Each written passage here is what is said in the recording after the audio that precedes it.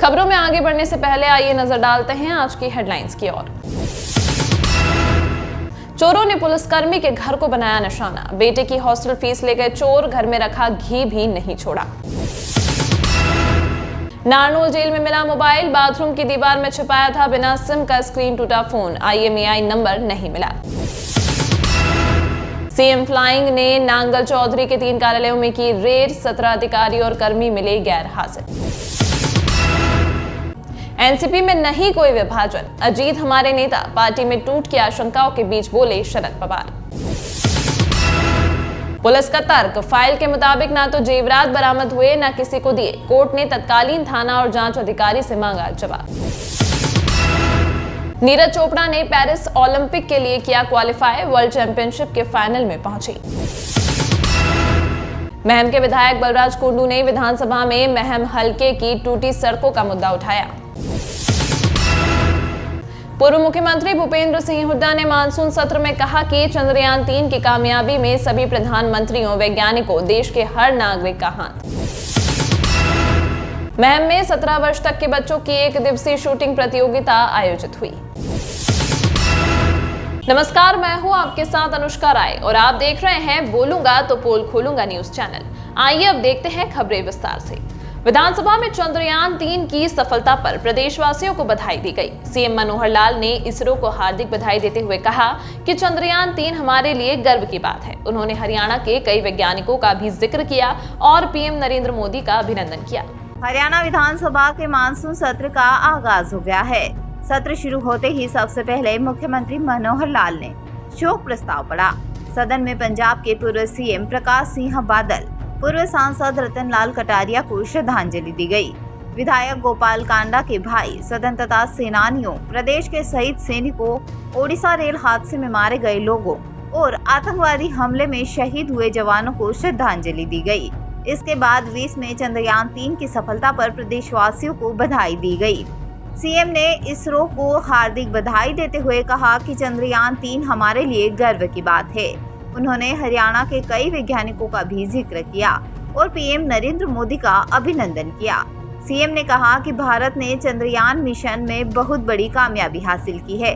हालांकि इस दौरान नेता प्रतिपक्ष भूपेंद्र सिंह हुड्डा और गृह मंत्री अनिल विज के दौरान हल्की नोकझोंक भी हुई। भूपेंद्र हुड्डा ने कहा कि चंद्रयान 3 की कामयाबी एक दिन में ही नहीं मिली, यह अचीवमेंट एक दिन की नहीं है, इसमें हर पीएम का योगदान रहा है।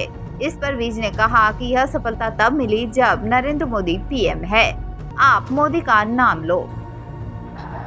अध्यक्ष महोदय, हम इसका जोर समर्थन करते हैं, लेकिन इसमें एक बात हम और जोड़नी चाहिए। ये जो हमारी अचीवमेंट हुई है देश की, कोई एक दिन की या 5 साल की या 7 साल की मेहनत से नहीं हुई है। ये हमारे जो वैज्ञानिक हैं, 75 साल देश की आज़ादी होने के बाद, और जिन प्रधानमंत्रियों का ये जब शुरू हुआ इसरो, जब ये एटॉमिक सेंटर शुरू हुआ, पंडित नेहरू से लेके हर प्रधानमंत्री का योगदान रहा है इसमें।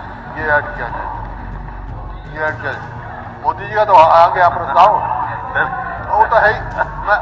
आप तो अध्यक्ष महोदय, ये कोई बात, अध्यक्ष हर प्रधानमंत्री का कहा है, अध्यक्ष महोदय, हर प्रधानमंत्री का ये अध्यक्ष महोदय, इसका आप मोदी जी का नाम लो ना। अध्यक्ष जी, इनका इलाज, अरे नाम लेने में क्या पेट में दर्द हो रहा है? चलिए, पेट में दर्द हो रहा है। चलिए प्लीज, आप अरे लो ना। अरे चलो एक बार ले दो। अध्यक्ष महोदय, मोदी जी का भी धन्यवाद। सिर्फ इतनी बात करो। क्या मोदी जी का भी धन्यवाद। मोदी जी को भी मुबारक। नरेंद्र मोदी देश के प्रधानमंत्री हैं, इलेक्टेड प्रधानमंत्री। आप क्या बात है? क्या बात हो ना? आप मोदी जी का लो ना। मेरे पास तो ना तो CID, प्लीज मंबरवादी है लोग। मंत्री जी प्लीज, 3 बजे खबर मिली है। आप अध्यक्ष महोदय देखिए, अरे आप मोदी जी का नाम तो लो। मोदी जी आज देश की रहनुमाई कर रहे हैं। मेरे को अनिल जी प्लीज, आप अध्यक्ष महोदय 75 साल का नाम ले रहे हैं, आज का क्यों नहीं ले रहे? अध्यक्ष महोदय, आज का क्यों नहीं ले क्या बोल रहे? रहे हैं? अध्यक्ष महोदय, मैं एक बात कहना चाहता हूँ। एक मिनट, आप मुझे एक बात कहने का चले जाए बाहर। अनिल जी, एक मिनट अगर प्लीज ये प्लीज, आप मुझे तो हम बाहर चले जाते हैं। ऐसे अगर नहीं, ये एक बात है बात तो हम बाहर चले जाते हैं। अध्यक्ष महोदय, अगर एक आदमी को एक बात सुनिए, एक बात बोलते सुनिए। हैं, अरे मोदी जी का नाम सुने दो। ये क्या बात कर रहे हैं? ये सफलता मोदी जी के जब प्रधानमंत्री थे उस वक्त मिली। नहीं, क्या गलत है इसमें? ये ऐतिहासिक है। अध्यक्ष महोदय, ये इतिहास की लिखा गया कि ये मोदी जी के समय में हुआ। फिर इंदिरा जी का मोदी जी का धन्यवाद तो करो। इंदिरा जी का भी नाम दे दे, मोदी जी का धन्यवाद राकेश से बात करी थी। इंदिरा जी का भी नाम दे दो, जिसने एस्ट्रोनॉट राकेश से बात करी थी। क्या बात कर रहे हैं? हर प्रधानमंत्री बात कर रहे हो, पागल आदमी है। प्लीज अध्यक्ष महोदय, उन्होंने उस प्रस्ताव का समर्थन किया है जिसमें मोदी जी का नाम है। देखिए, एक मिनट, हुड्डा साहब ने उस प्रस्ताव का समर्थन किया है जो आदरणीय मुख्यमंत्री जी ने लिया है और उसमें मोदी जी का नाम है। नहीं लिया इन्होंने, हो गया वो, इन्होंने नहीं लिया। जबरदस्ती नहीं करवा सकते, नहीं लिया किसी। देखिए, एक मिनट बैठिए, बैठिए। मोदी जी का मंत्री मैडम, मोदी जी का नाम लेने में क्या तकलीफ है? मोदी जी का नाम लेने में क्या तकलीफ है? प्लीज ये क्या नंबर पर आना चाहते हैं? प्रस्ताव में प्रधानमंत्री नरेंद्र मोदी का नाम है, जिसमें हमने समर्थन किया, उसके साथ हमने किया। ये और जोड़ो, बताओ ये क्या कह रहे हैं? क्या कह रहे हैं ये? मैं ठीक है, 211 देश, अध्यक्ष महोदय, 211 देश नहीं, अध्यक्ष महोदय, एक संपूर्ण अध्यक्ष महोदय, ये छोटी अध्यक्ष महोदय, इतने न बोले, इनका सब डिलीट कर दिया जाए। नहीं, साहब का कोई मोदी जी का नाम कैसे डिलीट कर सकते हैं? की बात करते हैं। नहीं, ऐसे नहीं होता। लेकिन ये ठीक है कि उन्होंने आपने गलत कह रहे, वो भी डिलीट नहीं होगा। नहीं, गलत कुछ नहीं कहा उन्होंने। मोदी जी का प्रस्ताव नाम है, मैंने बता दिया। फिर मैं कह रहा हूँ, ये डिलीट करो, गलत नाम कह रहे हैं, रिकॉर्ड में कैसे चला जाएगा? नहीं, मोदी जी का नाम नहीं लिया। मैंने कहा ना, उनको बताया कि मोदी जी का नाम, लेकिन आपने भी कौन सा लिया? नहीं, आपने तो लिया ही नहीं। प्रस्ताव पढ़ा गया। हाँ, प्रस्ताव का समर्थन किया। मैंने कहा कि प्रस्ताव का समर्थन किया, इसका क्या मायना मोदी जी का नाम है। इनको ये बताओ। महम में ब्लॉक 1 दिवसीय 17 वर्षीय शूटिंग प्रतियोगिता आयोजित की गई, जिसमें महम ब्लॉक के सभी स्कूलों की शूटिंग टीमों ने भाग लिया। इस प्रतियोगिता में निर्णायक मंडल में डीपी देवेंद्र ढाका व सोनू ने अपनी निर्णायक भूमिका निभाई। प्रतियोगिता महम शूटिंग रेंज एकेडमी के मैदान में कराई गई। इस प्रतियोगिता में प्रथम स्थान पर अंकुश एचडी स्कूल खेड़ी महम, द्वितीय स्थान पर प्रिंस एसकेजी स्कूल महम व तृतीय स्थान पर हरीश मॉडल संस्कृति स्कूल महम रहे। बाद में निर्णायक मंडल द्वारा चौथे व पांचवें स्थान पर रहे अमन व खुशवंत को इनाम दिया। विजेता 26 सितंबर को जिला स्तरीय प्रतियोगिता में भाग लेंगे। शिकायतकर्ता महिला ने बताया कि 23 अगस्त की शाम जब वो मां बेटा घर लौटे, मेन गेट का ताला खोलकर वो अंदर पहुंचे तो हॉल का गेट खुला मिला और उस पर लगाया गया ताला भी वहां नहीं था। प्रवीण देवी ने बताया कि हॉल के अंदर 2 लोहे की टीन में रखा 35 किलोग्राम घी भी चोरी मिला। चरखी दादरी में नूह में तैनात मकड़ानी निवासी पुलिसकर्मी के बंद घर में चोरों ने दस्तक दे डाली। चोर घर के ताले चटकाकर 86,000 रुपए की नकदी समेत 45 किलोग्राम घी और सोने चांदी के गहनों पर हाथ साफ कर गए। पुलिसकर्मी की पत्नी की शिकायत पर झोलू कला थाना पुलिस ने अज्ञात पर केस दर्ज कर लिया है। वारदात की सूचना मिलने के बाद एफएसएल टीम भी साक्ष्य जुटाने के मौके पर पहुंची। पुलिस को दी शिकायत में मकड़ानी निवासी प्रवीण देवी ने बताया कि उसका पति हरविंद हरियाणा पुलिस में है और उनकी तैनाती नूह में है। घर पर वो और उसका बेटा ही रहते हैं। प्रवीण देवी ने बताया कि गत 19 अगस्त को वो अपने बेटे के साथ अपनी ननद के पास माड़ी चली गई। जाने से पहले उसने कमरे और मेन गेट को लॉक किया। नारनौल जेल में तलाशी के दौरान हेड वार्डन सतपाल सिंह को ब्लॉक नंबर 1 के कमरा 6 के बाहरी बाथरूम की दीवार में छिपाया हुआ बिना सिम का मोबाइल मिला है। इस पर ESI नंबर अंकित नहीं मिले और स्क्रीन भी टूटी हुई थी। नारनौल जेल में एक बार फिर से मोबाइल मिला है। डीएसपी जेल की शिकायत पर पुलिस ने अज्ञात पर केस दर्ज कर लिया है। डीएसपी जेल ने पुलिस में शिकायत दी है कि 24 अगस्त की दोपहर को जिला जेल नारनौल में सरवर सिंह उप अधीक्षक जेल की निगरानी में ब्लॉक नंबर 1 के कमरा नंबर 6 की तलाशी करवाई गई। तलाशी के दौरान हेडक्वार्टर सतपाल सिंह को ब्लॉक नंबर 1 के कमरा नंबर 6 के बाहरी बाथरूम की दीवार में छिपाया हुआ बिना सिम का मोबाइल मिला। इस पर EMI नंबर अंकित नहीं मिले और स्क्रीन टूटी हुई थी। यह चालू अवस्था में नहीं था। पुलिस ने शिकायत पर अज्ञात पर केस दर्ज किया है। महम हलके से विधायक बलराज कुंडू ने आज महम हलके की सड़कों में खस्ताहाल के मुद्दे को जोरदार तरीके से विधानसभा में उठाया। सड़कों की ऐसी दुर्दशा को लेकर उप मुख्यमंत्री से मांगा जवाब। पूछा कि जब सरकार समय पर सड़क बना नहीं सकती तो उखाड़ कर क्यों छोड़ दिया जाता है।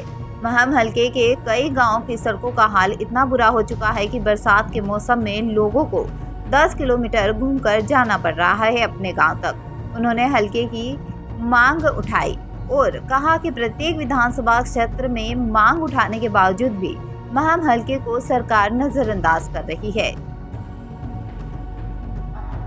नेक्स्ट श्री बलराज कुंडू जी।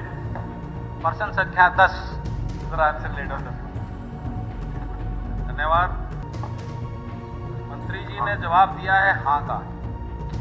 मेरे पास अभी एक वीडियो है, मैं आपको भेज भी रहा हूँ। मेरी बड़म्बा वाली सड़क पे 2 ट्रक रोड़ी डालकर एक JCB भेज दी और उसने वो रोड़ा जो डालने लग रही है, मेरी वीडियो है उसकी भेजूंगा, पूरे रोड पे लूज रोड़ा डाल दिया। वो आने जाने वाले वहाँ पशु हैं, बैलगाड़ी हैं, गाड़ी घोड़ा सब परेशान हो रहे हैं उल्टा उससे। यानी एक रोड बनाने के लिए जो मशीनरी रिक्वायर्ड होती है वो मेरे ख्याल मेरे से बेहतर तो कोई नहीं जानता होगा, आप भी नहीं जानते हो।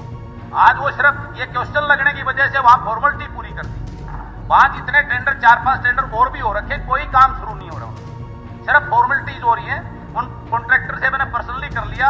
हालात पता नहीं किस प्रकार के बने हुए, सारे कहते हैं हम तो पहले टूट लिए काम के ऊपर शुरू करा, ये हालात है। तो मेरा आपसे निवेदन है, ये जो टेंडर हो रहे हैं, पहले तो टेंडर यहाँ इतने लंबे पड़े रहते हैं, उसको अप्रूवल ही बहुत लेट मिलती है। और मेरे तो ये जो रोडों की सड़क हालत है, मैं पिछले 1.5 साल से आपको बड़म्बा का तो पर्टिकुलर, आपको भी बड़म्बा वासी कम से कम 10 बार ही मिल चुके हैं जो आपके कार्यकर्ता हैं, लेकिन उसकी हालत आज भी जो है इतनी बुरी है कि आप, मैं वीडियो भेजूंगा देखना, 2 ट्रक रोड़ी और एक JCB है सिर्फ, वो पूरे रोड पे डाल दिया रोड। और मेरा बहुअकपुर का जो बाईपास का मैटर है, जो निनाडार समर गोपालपुर रोड जाता है, 1 किलोमीटर का इतना वरस्ट है कि वहां लोगों का पैदल निकलना भी दुभर हो रहा है। बैसी से गुगाहेड़ी रोड का वहां पे कुछ भी निकलना मुश्किल है, गड्ढे इतने गड्ढे हैं, उसके अंदर 1-1 फुट डाउन है। 2-3 एक्सीडेंट हो चुके हैं बुजुर्गों के वहां पे। हालात इतनी जर्जर है, आप जो काम करें उसको मॉनिटर करिए।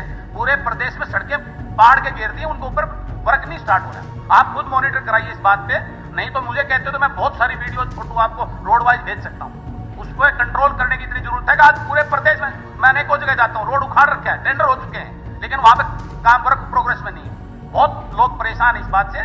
तो मेरा निवेदन है आपसे कि आप इसको पर्टिकुलर मॉनिटर करके इस विषय को सीरियस लेते हुए, लोग बहुत ज्यादा परेशान हो चुके हैं। पर्टिकुलर मेरे साथ लगते जुलाना में कई बार हूँ, कम से कम 10 सड़कें पाड़ रखी है। मैं अभी उचाना में गया तो आपके वहां 2-3 सड़कों का बुरा हाल है। ऐसे अनेकों पूरे प्रदेश के अंदर ये हालत है, टेंडर हो चुके हैं लेकिन वर्क प्रोग्रेस में नहीं। इसको सीरियस लेते हुए आप इसको डिपार्टमेंट की विभाग की कार्रवाई करें, एक वर्क को मॉनिटर करवाइए। थैंक यू, धन्यवाद। अध्यक्ष महोदय, माननीय सदस्य ने बात की बजरी और रोड़ा गिरा है। माननीय सदस्य को बताना चाहूँगा, ये भी सिविल कॉन्ट्रैक्टर है। सड़क का काम पोस्ट मानसून शुरू होता है, मानसून के बीच में रोड वर्क्स को बंद कर दिया जाता है। ये प्रैक्टिकलिटी दुनिया भर में अपनाई जाती है। उसके बावजूद भी 62 लाख रुपए आपके ये जो लंबा वाला पैच है इसके लिए मंजूर हो गया। इंटरलॉकिंग पेवर्स रोडे के ऊपर बिछेंगे जिससे वो सड़क जल्द फुली मोटरेबल हो जाएगी। जो आपने दूसरी सड़क कही वो मार्केटिंग बोर्ड की सड़क है और उसके लिए 90 लाख रुपए का टेंडर फ्लोट हो चुका, जो 2024 के मार्च तक कंप्लीट हो जाएगा। ये काम जो है आपका, ये 11वें महीने की कंप्लीशन डेट है, उससे पहले कंप्लीट करके हैंड ओवर कर दिया। तो बताऊं, वो जो पोर्शन है बहुअकबरपुर का, वो 2 लोग रोड निकलते हैं, निडाना और समर गोपाल। ये पोर्शन बिलुड़ी के अंदर आता है, वो उसके अंदर नहीं आता है। और रही बात आपने जो मानसून से पहले की बात कर रहे हो, तो काम शुरू करना, इस बात से मैं आपकी बात से सहमत हूं। तो मानसून से पहले उन रोडों को उखाड़ के क्यों डाल दिया पब्लिक को परेशान करने के लिए? वो मानसून के बाद में उस रोड को डिसमेंटल करते हैं, उसके बाद उस पर काम शुरू करते हैं। ये बात भी तो प्लानिंग का हिस्सा डिपार्टमेंट को देखनी चाहिए कि नहीं? आप मानसून से पहले, बरसात में और भी बुरा हाल हो जाता है, अब उस रोड को उखाड़ के आप डाल रहे हो और बरसात में उसका क्या हाल होगा? आपके यहाँ के कई रोड बिल्कुल पूर्ण रूप से बंद हो चुके हैं, लोगों को 10-10, 15-15 मिनट घूम के अपने गांव में जाना पड़ रहा है। इसकी वजह से ये प्लानिंग और पार्ट डिपार्टमेंट को देखनी होती है। अगर वो नहीं कर सकते मानसून के अंदर, उनको पता है कि मानसून में बरसात में रोड का काम नहीं चलेगा, तो उसको उखाड़ने का क्या अधिकार बनता है? चलिए, वो उखाड़ने नहीं चाहिए उनको, वो भी प्लानिंग के तहत उखाड़ने, बरसात के बाद उखाड़ने चाहिए। भव्य विश्नोई जी, प्रश्न संख्या नांगल चौधरी कस्बा में बने विभिन्न सरकारी कार्यालयों में अधिकारियों व कर्मचारियों के गैर हाजिर मिलने की शिकायतें मुख्यमंत्री उड़नदस्ता रेवाड़ी को मिल रही थी। इन्हीं शिकायतों के आधार पर मुख्यमंत्री उड़नदस्ता रेवाड़ी की टीम ने नांगल चौधरी क्षेत्र के विभिन्न ऑफिस में छापेमारी की। नारनौल मुख्यमंत्री उड़ान दस्ता की टीम ने शुक्रवार को नांगल चौधरी 3 कार्यालयों में छापेमारी कार्रवाई की। इस दौरान 17 अधिकारी और कर्मी गैर हाजिर मिले। टीम ने रिपोर्ट उच्च अधिकारियों को भेज दी है। सीएम फ्लाइंग रेवाड़ी की टीम द्वारा शुक्रवार को नांगल चौधरी कस्बा के तहसील कार्यालय, नगर पालिका कार्यालय व बीडीओ कार्यालय में छापामार कार्रवाई की गई। छापेमारी में तीनों कार्यालयों से 17 कर्मचारी व अधिकारी गैर हाजिर मिले। इनमें एक नायब तहसीलदार भी शामिल है। गैर हाजिर मिले कर्मचारियों के खिलाफ आवश्यक कार्रवाई करने की अनुशंसा उच्च अधिकारियों को सीएम फ्लाइंग ने की है। शहर के बहुचर्चित विजयनगर हत्याकांड में वीरवार को शिवाजी कॉलोनी के थाना प्रभारी इंस्पेक्टर देशराज व एएसआई अश्विनी पेश हुए। एएसजे डॉक्टर गगनजीत कौर की अदालत को बताया कि फाइल के मुताबिक ना तो जेवरात बरामद हुए और ना ही किसी को दिए गए। साथ ही वे उस समय ना तो थाना प्रभारी थे और ना ही जांच अधिकारी। अब अदालत ने तत्कालीन थाना प्रभारी व जांच अधिकारी से 28 अगस्त तक जवाब मांगा है। पुलिस रिपोर्ट के मुताबिक सोनीपत जिले के गांव मदीना निवासी बबलू पहलवान 2 दशक से रोहतक में रह रहे थे। साथ ही प्रॉपर्टी डीलर का काम करते थे। 27 अगस्त 2021 को बबलू, उसकी पत्नी बबली, बेटी नेहा उर्फ तमन्ना व बबली की मां रोशनी की घर में सिर में गोली मारकर हत्या कर दी गई थी। पुलिस ने मामले की जांच करते हुए प्रॉपर्टी डीलर बबलू के इकलौते बेटे 20 वर्षीय अभिषेक उर्फ मोनू को गिरफ्तार किया था। अभिषेक तभी से न्यायिक हिरासत के चलते जेल में बंद है। 3 अगस्त को अदालत के बचाव पक्ष के वकील ने कोर्ट को बताया था कि 21 अगस्त 2021 को परिवार के 4 लोगों की हत्या हुई। पुलिस ने घर की तलाशी ली, लेकिन घर के अंदर से जेवरात व दूसरी प्रॉपर्टी जब्त नहीं दिखाई। परिवार के एकमात्र जीवित बच्चे युवक अभिषेक उर्फ मोनू को ही पुलिस ने हत्या के आरोप में गिरफ्तार कर जेल भेज दिया। पुलिस ने कार्रवाई की जगह एफआईआर की ही रद्द कर दी। न तो चोरी की गई प्रॉपर्टी बरामद की और न ही कोई ब्यौरा अदालत को दिया। वह जेवरात प्रॉपर्टी के कागजात कहां गए, पुलिस अदालत को बताएं। कोर्ट ने पुलिस से जवाब मांगा था। अब अदालत ने तत्कालीन थाना प्रभारी व जांच अधिकारी से जवाब मांगा है। मामले की 28 अगस्त को सुनवाई होगी। अपनी बेटी सूले के बयान के एक दिन बाद शुक्रवार को शरद पवार ने पुणे जिले में अपने गृहनगर बारामती में पत्रकारों से कहा कि कोई कैसे कह सकता है कि एनसीपी में विभाजन हो गया है। अजीत पवार हमारी पार्टी के ही नेता हैं। राष्ट्रवादी कांग्रेस पार्टी एनसीपी के प्रमुख शरद पवार ने एक बार फिर पार्टी में विभाजन से इनकार कर दिया है। उन्होंने कहा कि उनके और भतीजे अजीत पवार के बीच कोई लड़ाई या मतभेद नहीं है, वह पार्टी का ही हिस्सा है।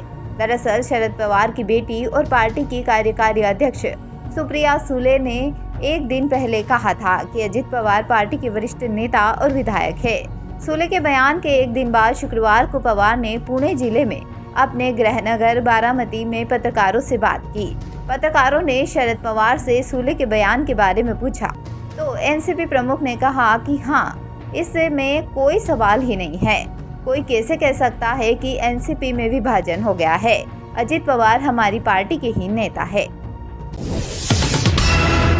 चीन के विदेश मंत्रालय ने कहा है कि पीएम मोदी की मांग पर राष्ट्रपति शी जिनपिंग ने ब्रिक्स सम्मेलन से इतर उनसे बात की। दोनों नेता एलओसी पर सेना की तैनाती कम करने और दोनों देशों के बीच के तनाव को कम करने की दिशा में बातचीत के लिए सहमत हुए।